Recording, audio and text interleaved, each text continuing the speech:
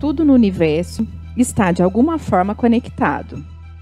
Mas como isso é possível se nós não vemos cordas por aí amarrando tudo e deixando tudo unido? Na verdade, tudo se conecta pelas 4 forças fundamentais da natureza, e elas têm mais a ver com a física de partículas do que você pode imaginar.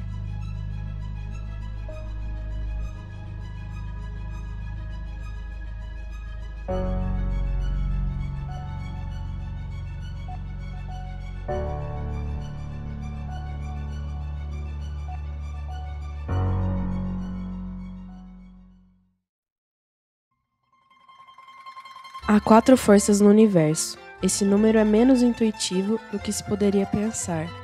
Temos um pouco de familiaridade com a gravidade e com o eletromagnetismo.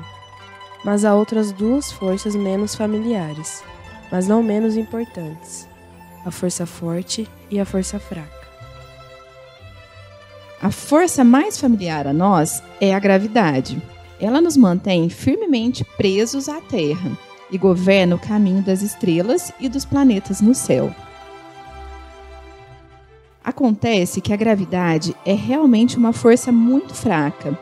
Ela é incrivelmente, ridiculamente mais fraca do que as outras forças conhecidas.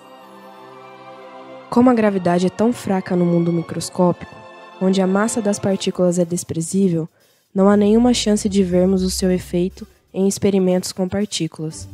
Se ela não fosse percebida no mundo macroscópico e tivéssemos que depender de dados de experimentos com física de partículas para detectá-la, nós nem saberíamos que ela existe. A razão pela qual sabemos da gravidade é porque ela é percebida à medida em que a escala de tamanho e massa dos objetos aumenta, porque assim a sua intensidade aumenta também. O Sol, por exemplo, consegue afetar o caminho de Netuno distante bilhões de quilômetros. Sua intensidade aumenta quando a massa aumenta, mas diminui quando se afasta de outro corpo. Assim, um objeto é capaz de sentir outro por todo o universo, com uma força totalmente desprezível, mas existente.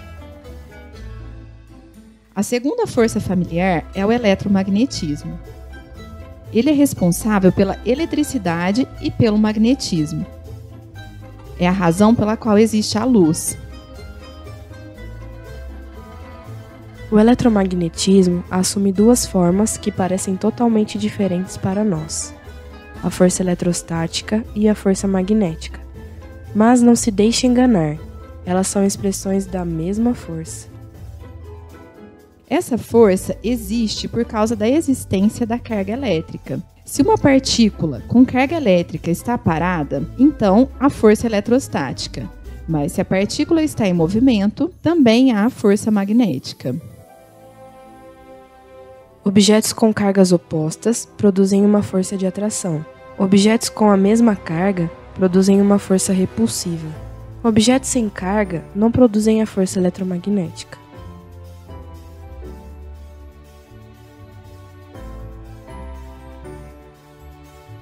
Quanto maior for a carga, maior será a força. Quanto maior for a distância entre os objetos, menor será a força. Assim como a gravidade, um corpo carregado eletricamente é capaz de sentir outro por todo o universo, mesmo que na prática seja desprezível. E a força forte? A primeira pergunta que você pode querer fazer é: como sabemos que há uma força nuclear forte em tudo? Bem, depois que descobrimos a estrutura do átomo como conhecemos hoje, com prótons e nêutrons no núcleo e elétrons em seu entorno, nos perguntamos: como partículas com a mesma carga elétrica podem permanecer tão próximas? Se você pensar bem, prótons não deveriam permanecer juntos. Afinal, um núcleo pode conter vários prótons, o que significa que existem diversas cargas positivas fortes, muito próximas umas das outras. E você já sabe o que acontece quando cargas positivas ficam próximas umas das outras. Elas se repelem. Como o tamanho do núcleo é de cerca de 10 a menos 15 metros, esta força sobre os prótons do núcleo é enorme. 10 a menos 15 metros é realmente pequeno? Se 1 metro fosse a distância da Terra até Saturno, 10 a menos 15 metros seria a espessura de uma moeda de 1 centavo.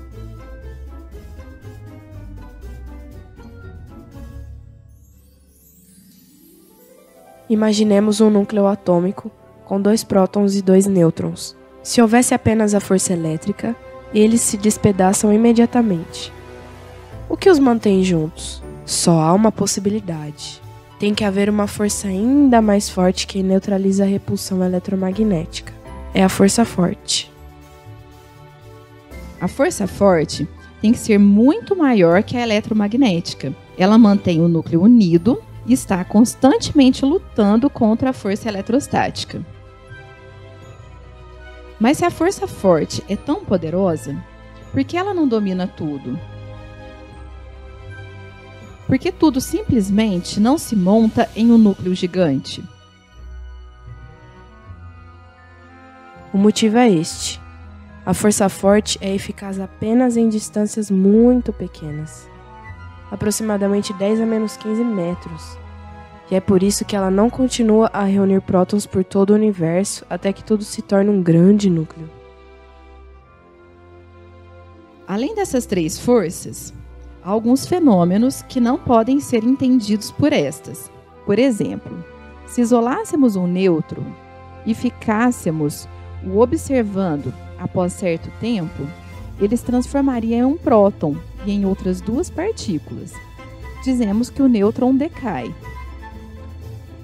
Para dizer como ele faz isso, precisamos de uma nova força, que chamamos de força fraca. Ela tem esse nome porque é mais fraca que a força forte.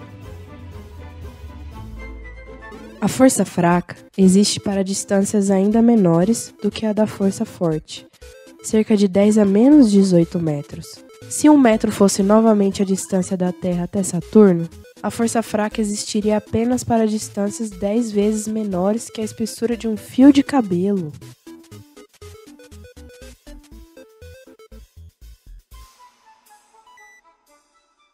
O poder das forças é realmente muito diferente.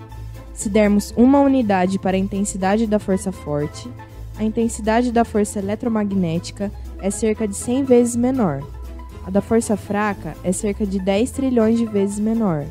E a intensidade da força da gravidade entre 2 partículas é de 1 seguido de 40 zeros menor.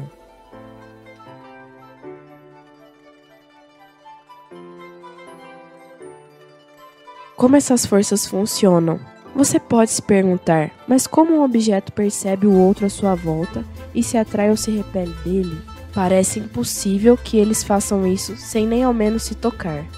Acontece que as forças são causadas, na verdade, pela troca de partículas. É como se entre 2 partículas, uma terceira partícula saísse da primeira e chegasse à segunda, informando-a onde a primeira está.